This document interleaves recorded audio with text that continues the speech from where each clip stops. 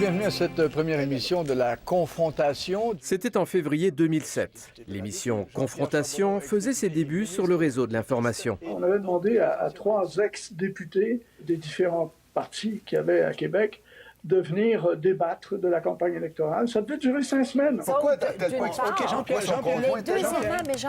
Les années se sont succédées et ont fait la part belle à des échanges parfois musclés, mais toujours respectueux, et qui ont séduit.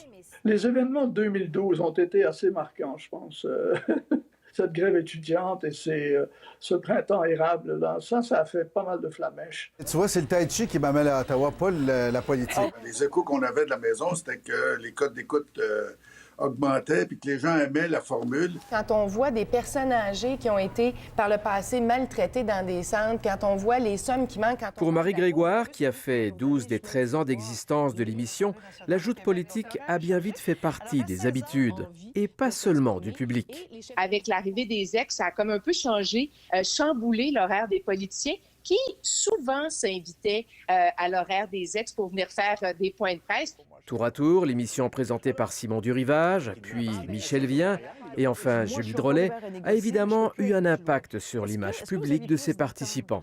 Malgré toutes les années en politique, 25 ans, j'ai eu plus de notoriété, de reconnaissance publique à cause de cette émission-là. On est tellement multiculturaliste au Canada qu'on s'exprime même au bénéfice des extraterrestres. Yves-François Blanchet, qui a fait 2 saisons, a quitté pour devenir chef du Bloc à Ottawa.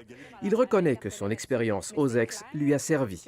Une extraordinaire transition, je dirais que c'était comme l'éducation permanente au seuil de la cinquantaine. Ça a été l'apprentissage d'un recul, l'apprentissage d'un ton complètement différent, l'apprentissage de comment résumer une idée, une analyse. Après 13 ans, la longévité de cette émission politique inspire le respect, selon Lisa Frula. C'est une certaine fierté de se dire qu'on a parti quelque chose qui, effectivement, a fait sa marque, a fait école.